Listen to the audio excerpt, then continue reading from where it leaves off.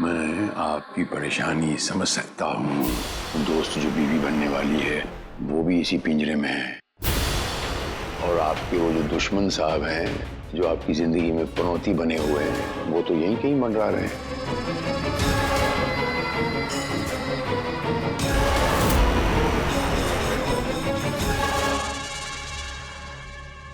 Wow, excuse me, इसका price?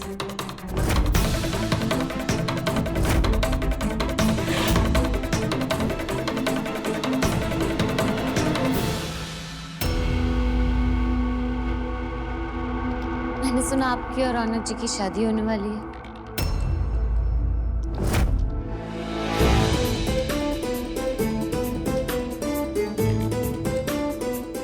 आपका गुस्सा, आपकी चिढ़ मैं समझ सकती हूँ, क्योंकि मैं अच्छी तरह से जानती हूँ कि आपको और आपके परिवार को जो परेशानी हुई थी इसमें कहीं ना कहीं मैं भी जिम्मेदार थी। इसलिए आपसे माफी मांगना चाहती हूँ। I'm sorry। और आपकी शादी होने वाली है तो congratulations। Thank you. आपको भी कंग्रेचुलेशंस। मैंने सुना कि सुजॉय ने भी आपको प्रपोज किया है। हाँ, हमारी भी शादी होने वाली है। All the best for your life. Thank you. एक रिक्वेस्ट थी आपसे। क्या? प्लीज आप हमारी लाइफ में वापस मत आइएगा। दूर चले जाइए आप हमारी जिंदगी से। मैं नहीं चाहती कि आपका साया भी हमारी जिंदगी पर पड़े। बम बम।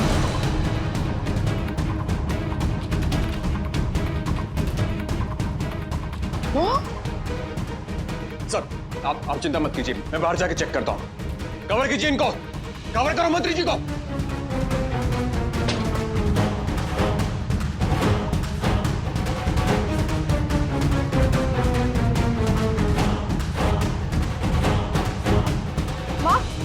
मम्मा,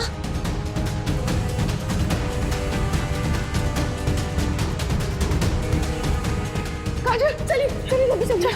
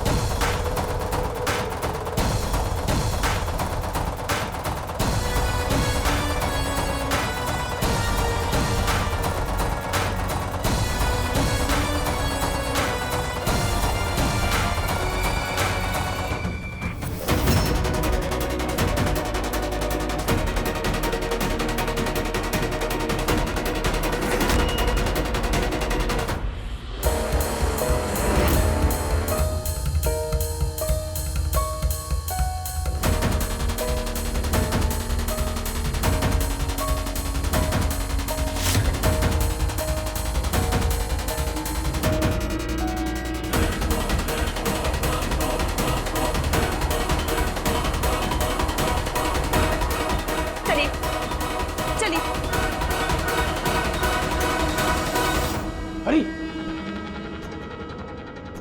क्या कर रहे हो? अरे अरे ये ऐसे मंत्री कई आएंगे जाएंगे, जाओ अपने बचपन के पैर को बचाओ। रौनक भाभी, गृह मंत्री आपकी होम मिनिस्टर को उड़ा के ले जाएगा। मुझे नहीं पता कि आप रौनक को कितना जानते हो, मैं उसे अच्छी तरह जानता हूँ कि ऐसा सर फिरा है। जब उसके यहाँ खून सवार होता है ना, तो किसी भी चीज को हासिल करने के लिए किसी हद तक भी जा सकता है, कोई भी हद पार कर सकता है। अभी मर्जी है आपकी, आप इस मंत्री की धोती पकड़ के खड़े रहोगे या फिर अपनी मंगेतर का पल्लू बचाओगे। भांग किधर? क्या लस्सी में घोल के पी जाए क्या? हमारी गलती क्या है? क्या किया हमने? हमसे इतनी नफरत किस लिए? हमने किसी का मर्डर किया है, किसी को मारा है जान से, क्या किया है? हिकमा को अपनी बेटी से दूर रखा था आपने।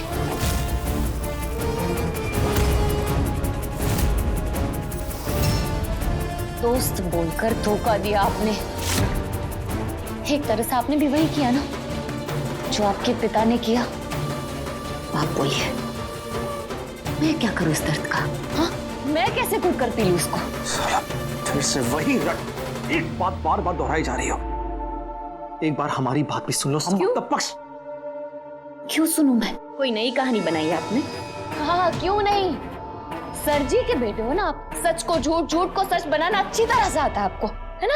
अरे देखो, हम तुम्हें सच कहना चाहते हैं, तुम तो सोच रही हो। हाँ, कर लो जोर जबरदस्ती, करो जितनी जोर जबरदस्ती करनी है उतनी कर लो। यही सीखा है आपने अपने पिताजी से, तो मैंने भी सीख लिया। अब नहीं सुनूंगी मैं, मुझे कुछ नहीं सुनना, कुछ नहीं सुनना। मैं चुप चुप रहो, हमारी बात सुनो। अगर नहीं सुनोगे तो लाउड स्पीकर लेकर तुम्हारे कान में बोल देंगे। हम मानते हैं तुम्हारी माँ हमारे पास थी, लेकिन हम केवल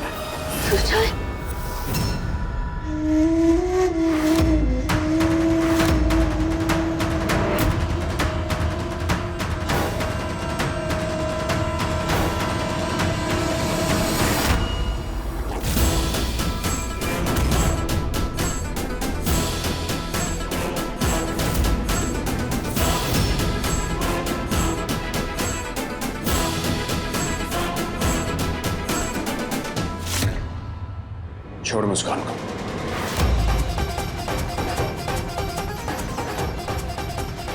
लगता है सुनाई नहीं दिया तुझे। गोली चलने की आवाज सुनकर शायद तेरे कान के पर्दे खुल जाए इस बार। और इस बार गोली चलाने में एक बार भी कतराऊंगा नहीं मैं। तुमको अगर 6 की 6 गोली हमारे दिमाग में ठोकनी है तो ठोक दे साला, लेकिन आज हम सच पता कर रहेंगे।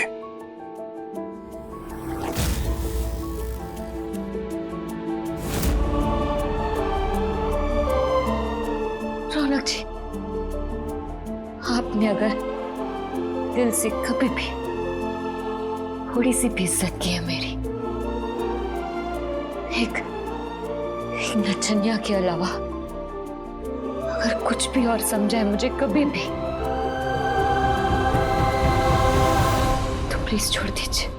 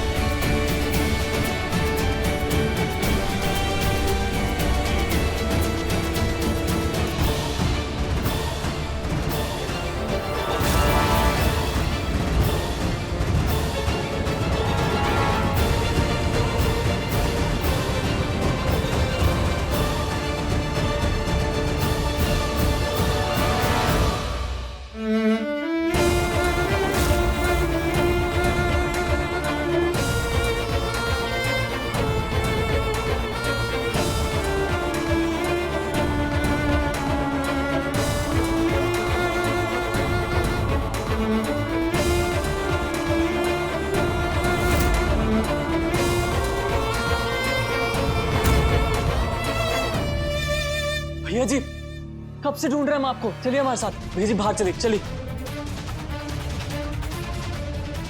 अरे भाइयों रुको रुको रुको, अरे मेरी बात ध्यान से सुनो आप लोग। अरे कोई बम नहीं है यहाँ पर, सिर्फ अफवाह फैलाई जा रही है।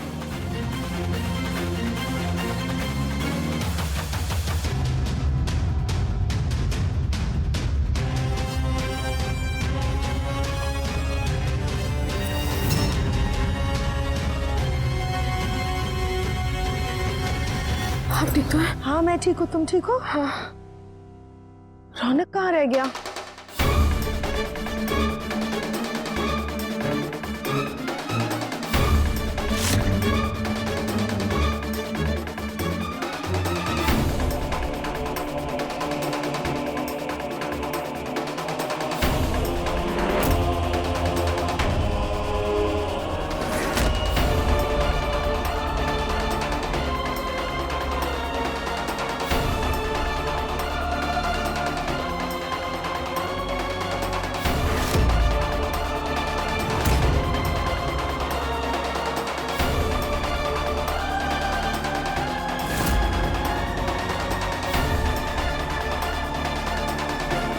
चलो गाड़ी।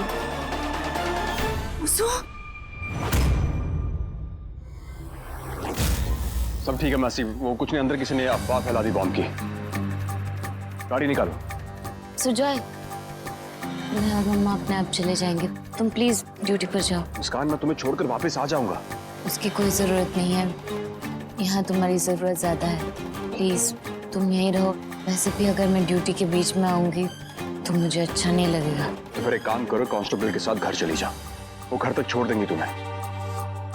और हाँ, अगर रास्ते में कहीं भी कोई दिक्कत होगी तो मुझे फोन करोगी सीधा, खुद हीरो नहीं बनोगी। सुमन जी, आप इन्हें घर तक छोड़ आइए।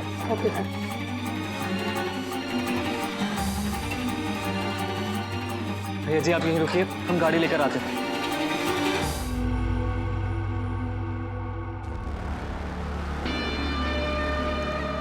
विश्वा, आज आपने साबित कर दिया कि जो आप पाना चाहते हैं उसे पाने के लिए किसी भी हद तक जा सकते हो आप।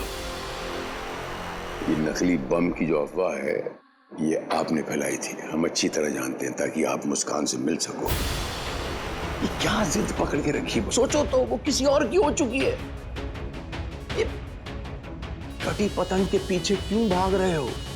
पकी पकाई खीर है, उसमें नमक क्यों डाल रहे हो? सब कुछ तय हो चुका है। वो इंस्पेक्टर उसे नहीं छोड़ेगा, वो उसके बचपन का दोस्त है और वो उससे प्यार करता है। वो दोनों एक दूसरे को प्यार करते हैं। बाप समझ के मत सुनो, एक इंसानियत के नाते तो सुन लो। बचुआ, जिस नैया पे सवार हो उसी का चप्पू चलाओ, वरना खुद तो डूबोगे, सारे परिवार को नहीं डूबोगे। एक नाव पे पैर रखने के लिए आप हमसे कह रहे हैं? साला, जिसके परिवार की नैया उसके कुकर्मों के कीचड़ में साला फंसी हुई है, वो हमसे कह रहा है कि एक ना आपसे बात ही क्यों कर रहे हैं? देखिए, अपना या पराया समझ के हमें ये ज्ञान मत दीजिए। ये अपना मुफ्त का ज्ञान अपने पास ही रखिए, आप हमें नहीं चाहिए। ठीक है, अगर आपको नहीं सुनना मत सुनिए, लेकिन ये जो भी तुम कर रहे हो अपनी माँ के बारे में सोचो, मैं और कुछ नहीं। माँ के बारे में सोचते तो ये आज नहीं होता, इसलिए माँ का ये नाटक तो बंद ही कीजिए आप। बिल्कुल ये सब ढोंग हो गया, हमारे आपके बीच का खत्म, सब कुछ डेड है, रिश्ता ही डेड है साला। क्यों समझा रहे हैं सब कुछ? देखिए, सब जानते हैं कि रौनक अपनी प्रॉमिस को निभाता है। भले ही आज दुनिया हमारे प्रॉमिसों पर विश्वास ना करे आपकी वजह से, लेकिन हमने अपनी माँ को प्रॉमिस किया है कि हम 3 दिन बाद शादी करेंगे, और साला प्रॉमिस तो हम निभाएंगे। 3 दिनों बाद शादी है, तो आप शादी की तैयारी कीजिए। मुफ्त का ज्ञान मत बांटिए, कोई जरूरत नहीं है, इतना मत सोचिए आप। भैया जी, गाड़ी आ गई है।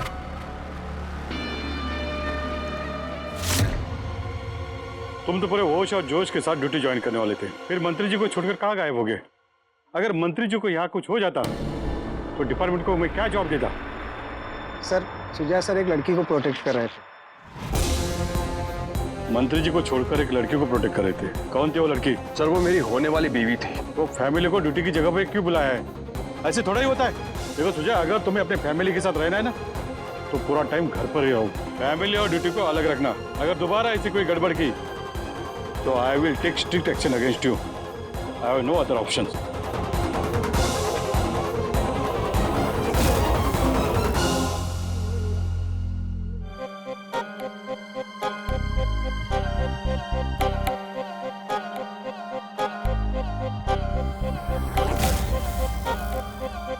मुसु, क्या हुआ बेटा?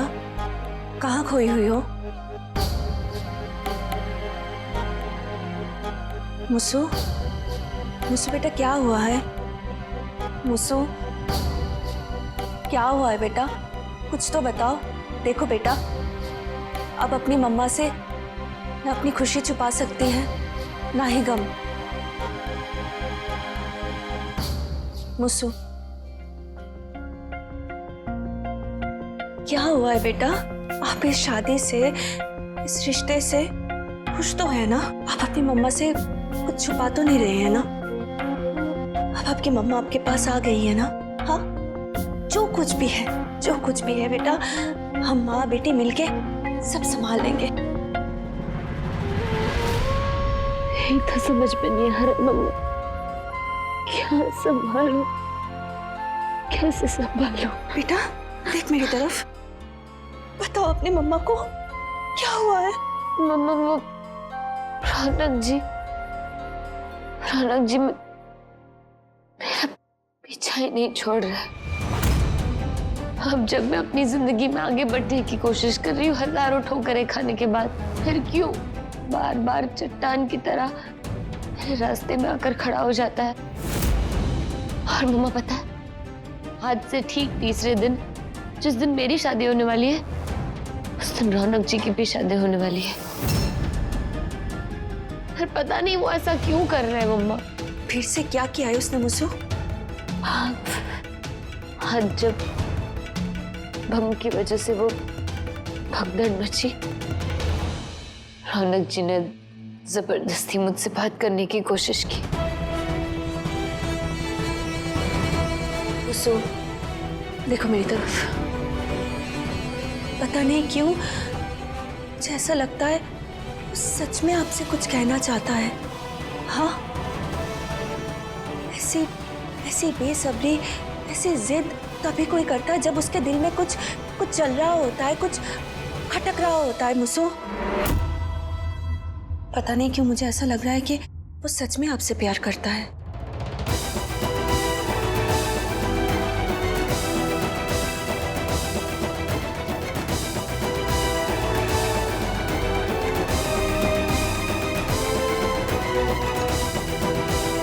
और वो आपसे। मम्मा प्लीज, आप रौनक जी को नहीं जानती जितना कि मैं उन्हें जानती हूँ, या फिर यूं कहूँ कि जितना मैं उन्हें जानने लगी हूँ। वो किसी से प्यार नहीं कर सकते, सिर्फ खुद से प्यार करते हैं वो। और आप कैसे भूल सकती है मम्मा, है तो वो सर जी के ही बेटे, और सर जी जैसा बर्ताव भी करने लगे हैं। मम्मा, रौनक जी जैसे लोग सिर्फ दूसरों का इस्तेमाल करना जानते हैं अपने मतलब के लिए। दूसरों के एहसास को, उनके प्यार को समझना नहीं। अगर आप इतना जानते हो उसके बारे में, तो आपको इतना फर्क क्यों पड़ता है मुसु? आप इतना टूट से क्यों जाते हो? बताओ,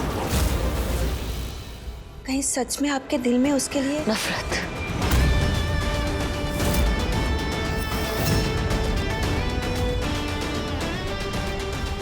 सिर्फ नफरत है और कुछ नहीं।